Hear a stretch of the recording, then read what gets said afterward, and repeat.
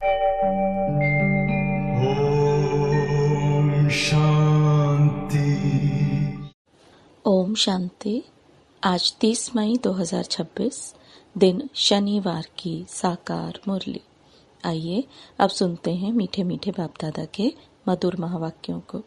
मीठे बच्चे, अपना सब कुछ ईश्वरीय सेवा में सफल कर भविष्य बना लो, क्योंकि मौत सिर पर है। प्रश्न: ज्ञान सुनते हुए भी बच्चों में उसकी धारणा क्यों नहीं होती है? उत्तर: क्योंकि विचार सागर मंथन करना नहीं आता है। बुद्धि योग देह और देह के संबंधों में लटका हुआ है। पहले जब बुद्धि से मोह निकले तब कुछ धारणा भी हो। मोह ऐसी चीज है जो एकदम बंदर बना देती है, इसलिए बाप बच्चों को पहला पहला वायदा याद दिलाते हैं। देह सहित देह के सब संबंधों को भूलो और मुझे याद करो। गीत: भोलानाथ से निराला, गौरीनाथ से निराला, कोई और नहीं। ओम शांति। बाप बैठ समझाते हैं। अब बच्चों को यह तो अच्छी तरह मालूम है कि बेहद के बाप को ही कहा जाता है बिगड़ी को बनाने वाला। श्री कृष्ण बिगड़ी को सुधार नहीं सकते। गीता का भगवान श्री कृष्ण नहीं, शिव है। शिव बाबा रचयिता है और श्री कृष्ण है रचना, स्वर्ग का वर्षा देने वाला। स्वर्ग का रचयिता ही हो सकता है। यही भारत की मुख्य बड़े ते बड़ी भूल है। श्री कृष्ण को बाबा कोई कह नहीं सकता। वर्षा बाबा से ही मिलता है और भारत को ही मिला था। भारत में ही श्री कृष्ण शहजादा, राधे शहजादी गाई हुई है। महिमा ऊंच ते ऊंच एक बाप की है। श्री कृष्ण है ऊंच ते ऊंच रचना, विश्व का मालिक। उनको कहा जाता है सूर्यवंशी डीटी डिनाइस्टी। गीता आदि सनातन देवी देवता धर्म का शास्त्र है। सतयुग में तो किसी को ज्ञान सुनाया नहीं है, संगम पर ही बाप ने सुनाया है। चित्रों में भी पहले यह सिद्ध करना है। दोनों के चित्र देते हैं। गीता का भगवान यह रचयिता है जो पुनर्जन्म रहित है, न कि श्री कृष्ण रचना। तुम जानते हो शिव बाबा ही हीरे तुल्य बनाते हैं। गाया भी जाता है हीरे तुल्य कोड़ी तुल्य। बच्चों की बुद्धि में यह रहना चाहिए कि बाप का फरमान है, तुम मुझे याद करो और वर्षे को याद करो। वह है बेहद का बाप। कृष्ण तो है हद का मालिक, भल विश्व का राजा बनता है। शिव बाबा तो राजा नहीं है ना। गीता की वास्तव में बड़ी महिमा है, साथ साथ भारत की भी महिमा है। भारत सब धर्म वालों का बड़ा तीर्थ है। सिर्फ कृष्ण का नाम डालने के कारण सारा महत्व उड़ गया है। इस कारण ही भारत कोड़ी तुल्य बन गया है तो ड्रामा अनुसार, परंतु सावधान करना होता है। बाप समझाते हैं, बहुत अच्छी रीति है। दिन प्रतिदिन गुहे बातें सुनाते रहते हैं तो फिर पुराने चित्रों को बदलकर दूसरा बनाना पड़े। यह तो अंत तक होता ही रहेगा। बच्चों को बुद्धि में अच्छी रीति रखना चाहिए। शिव बाबा हमको वर्षा दे रहे हैं। कहते हैं माँ में कब याद करो तो विकर्म विनाश होंगे। कृष्ण को याद करने से विकर्म विनाश नहीं होंगे। वह सर्वशक्तिमान तो है नहीं। सर्वशक्तिमान बाप है, वर्षा भी वह देते हैं। मनुष्य कृष्ण को ही याद करते रहते हैं। अच्छा समझो, कृष्ण ने कहा है। वह भी कहते हैं देह के संबंध छोड़ माँ में कम याद करो। आत्मा तो बाप को याद करेगी ना। कृष्ण तो सभी आत्माओं का बाप नहीं है। यह सब विचार सागर मंथन कर बुद्धि में धारण करना चाहिए। कोई मोह में फंसने के कारण फिर धारणा नहीं कर सकते हैं। तुम गाते आए हो और संग तोड़ आप संग जोड़ेंगे। मेरा तो एक दूसरा ना कोई। परंतु मोह एक ऐसी चीज है जो एकदम बंदर बना देते हैं। बंदर में मोह और लोभ बहुत होता है। साहूकार लोगों को भी समझाया जाता है कि अभी मौत सामने खड़ा है, यह सब ईश्वरीय सेवा में लगाओ, भविष्य बना लो। परंतु बंदर मुआफिक लटक पड़ते हैं, छोड़ते नहीं है। बाप कहते हैं जो भी देह सहित देह के संबंध हैं उनसे बुद्धि योग हटाओ, बाप की श्रीमत पर चलो। तुम कहते हो यह धन बाल बच्चे आदि सब ईश्वर ने दिया है। अब वह खुद आए हैं, कहते हैं तुम्हारा यह धन दौलत आदि सब खत्म हो जाना है। किनकी दबी रही धूल में अर्थक्वेक आदि होगी, यह सब खल्लास हो जाएगा। एरोप्लेन गिरते हैं, वह आग आदि लगती है तो पहले पहले अंदर चोर घुसते हैं, जब तक पुलिस आए। तो बाप समझाते हैं बच्चे देहधारियों से मोह निकालना चाहिए, मोहजित बनना है। देह अभिमान है सबसे पहला नंबर दुश्मन। देवताएं देही अभिमानी है। देह अभिमान आने से ही विकारों में फंसते हैं। तुम आधा कल्प देह अभिमानी रहते हो, अब देही अभिमानी होने की प्रैक्टिस करनी है। जो भी मनुष्य मात्र है बिल्कुल ही इन बातों को नहीं जानते हैं, न परमात्मा को जानते हैं। आत्मा क्या है, परमात्मा क्या है, आत्मा कितने जन्म लेती है, कैसे पाठ बजाती है, हम एक्टर्स हैं, ये किसी को पता नहीं है। इसलिए आर्फन निधन के कहा जाता है। वह तो कह देते आत्मा ज्योति में लीन हो गई, परंतु आत्मा तो अविनाशी है। आत्मा में ही 84 जन्मों का पाठ नुंधा हुआ है। कहते भी हैं आत्मा स्टार है, फिर भी समझते नहीं। आत्मा सो परमात्मा कह देते हैं, बाप को बिल्कुल जानते नहीं। आत्मा के लिए भी कहते हैं भ्रुकुटी के बीच में सितारा चमकता है। परमात्मा के लिए तो कुछ बताते नहीं है। उनको परम आत्मा कहा जाता है। वह भी परम धाम में रहते हैं, वह भी बिंदी है, सिर्फ पुनर्जन्म रहित है। आत्माएं पुनर्जन्म में आती हैं।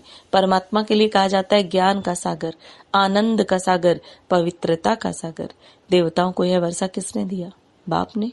सर्वगुण संपन्न, 16 कला संपूर्ण इन देवताओं जैसा अभी कोई है नहीं। उनको यह वर्षा कैसे मिला यह कोई को पता नहीं। बाप ही आकर समझाते हैं। उनको ही ज्ञान का सागर कहा जाता है। इस समय आकर ज्ञान देते हैं, फिर प्राय लोप हो जाते हैं। फिर होती है भक्ति। उनको ज्ञान नहीं कहा जा सकता। ज्ञान से तो सदगति होती है।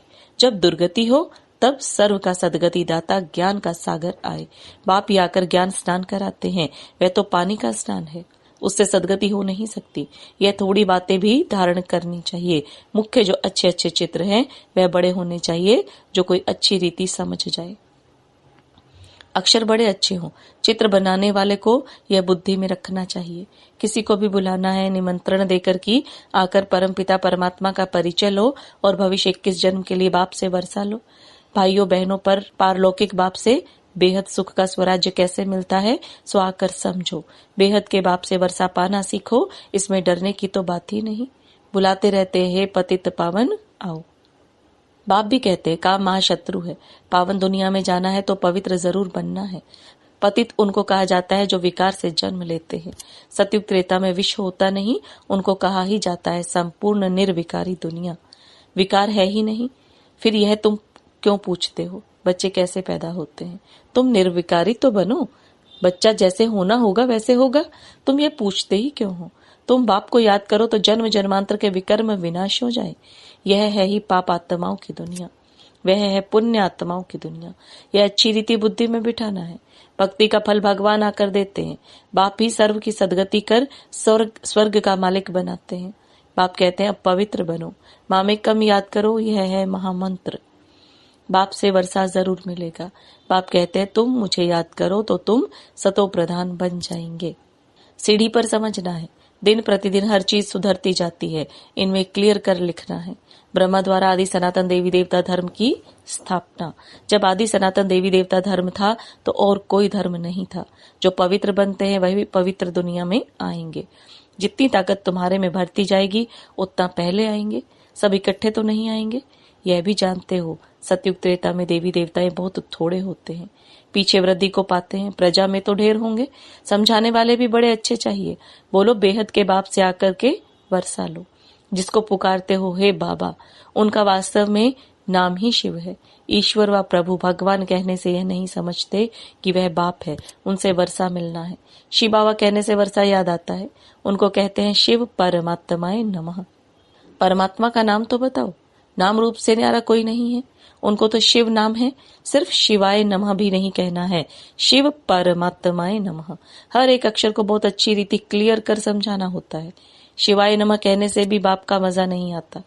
मनुष्यों ने तो सब नाम अपने ऊपर रख दिए हैं। तुम जानते हो मनुष्य को कभी भगवान नहीं कहा जाता है। ब्रह्मा विष्णु शंकर को भी देवता कहा जाता है। बाप रचयिता तो एक ही निराकार है। जैसे लौकिक बाप बच्चों को रचते हैं ना, वर्षा देते हैं, वैसे बेहद का बाप भी वर्षा देते हैं। भारत को विश्व का मालिक बनाते हैं। सारी दुनिया का पतित पावन एक ही बाप है, यह थोड़े कोई जानते हैं। हमारे धर्म स्थापक भी इस समय पतित है, कब्र दाखिल है। अभी सबकी कयामत का समय है। बाप ही आकर सबको उठाएंगे। कयामत के समय ही खुदा भगवान आते हैं। वही ज्ञान का सागर है। लिखा हुआ है सागर के बच्चे भस्मीभूत हो गए थे, अर्थात काम चिता पर बैठ काले आयरन एज्ड बन गए थे। फिर सुंदर कैसे बनेंगे? बाप कहते हैं याद की यात्रा से। योग अक्षर कहने से मनुष्य मूंझ जाते हैं। बाप कहते हैं मुझे याद करो तो अंतमति सोगति हो। कितना सहज समझाते हैं, फिर भी यह बातें बुद्धि में क्यों नहीं बैठती हैं? देह अभिमान बहुत है, इसलिए धारणा नहीं होती है। बाबा बड़ी अच्छी युक्ति बताते हैं। बेहद के बाप ने जिसको याद करते हैं उसने क्या आकर किया? भारत को स्वर्ग बनाया था। हद का वर्षा तो जन्म जन्मांतर लेते आए हो। अब बेहद के बाप से 21 जन्म के लिए बेहद का वर्षा लो। सतयुग त्रेता में देवताएं राज्य करते थे। सूर्यवंशी, फिर चंद्रवंशी, सो वैश्यवंशी, फिर शूद्रवंशी। सो अक्षर डालने से सिद्ध होता है कि वही पुनर्जन्म लेते हैं, वर्णों में आते हैं। बाप समझाते तो सबको हैं, तुम सम्मुख बैठे हो तो खुश होते हो। कोई कोई की तकदीर में नहीं है तो सर्विस करते नहीं है। सर्विस करेंगे तो नाम होगा। कहेंगे बाबा की बच्चियां कितनी होशियार हैं, सब काम करती हैं, हमको स्वर्ग की बादशाही का वर्षा देती हैं, यह वक्खर अर्थात माल भी देती हैं। यह चित्र है, अंधों के आगे आईना, इसमें जादू आदि की कोई बात ही नहीं है, पवित्रता की ही मुख्य बात है। समझते हैं यह अंतिम जन्म है, स्वर्ग में चलना है तो पवित्र जरूर बनना है। विनाश सामने खड़ा है, पावन जरूर बनना पड़े। सन्यासी घर बार छोड़ते हैं पावन बनने के लिए। बाप कहते हैं विनाश सामने खड़ा है, मुझे याद करो तो बेड़ा पार हो जाए। अच्छा, मीठे मीठे सिकलदे बच्चों प्रति माता पिता बाप दादा का याद प्यार और गुड मॉर्निंग। रूहानी बाप की रूहानी बच्चों को नमस्ते। रूहानी बच्चों की रूहानी बाप दादा को याद प्यार, गुड मॉर्निंग और नमस्ते। धारणा के लिए मुख्य सार, विनाश के पहले अपना सब कुछ सफल करना है। यह कयामत का समय है, इसलिए पावन जरूर बनना है। देहधारियों से मोह निकाल मोह जीत बनना है। देह अभिमान जो पहला नंबर दुश्मन है, उस पर विजय पानी है और सब संग तोड़ बाप से बुद्धि योग जोड़ना है। वरदान, याद के मंत्र द्वारा संकल्प और कर्म में अविनाशी सिद्धि प्राप्त करने वाले सिद्धि स्वरूप भव। याद के मंत्र द्वारा संकल्प और कर्म में अविनाशी सिद्धि प्राप्त करने वाले सिद्धि स्वरूप भव। अब आप दादा के वरदान को विस्तार में समझेंगे। आप बच्चे अलमाइटी गवर्नमेंट के मैसेंजर हो, इसलिए कोई से भी डिस्कस करने में अपना माइंड डिस्टर्ब नहीं करना। याद का मंत्र यूज करना। जैसे कोई वाणी से या अन्य किसी तरीके से वश नहीं होते हैं तो मंत्र जंत्र करते हैं। आपके पास आत्मिक दृष्टि का नेत्र और मन मनाभव का मंत्र है, जिससे अपने संकल्पों को सिद्ध कर सिद्धि स्वरूप बन सकते हो। स्लोगन, एक्शन कॉन्शियस के बजाय सोल कॉन्शियस बनो। एक्शन कॉन्शियस के बजाय सोल कॉन्शियस बनो। ये अव्यक्त इशारे, सदा अचल अडोल एक रस स्थिति का अनुभव करो। एक रस का अर्थ यह नहीं कि पुरुषार्थ की रफ्तार सदा एक जैसी हो। एक रस अर्थात सदा उड़ती कला की महसूसता रहे। सर्व संबंधों की अविनाशी तार एक से जुटी हुई हो। एक बाप दूसरा न कोई, यह दृढ़ संकल्प हो।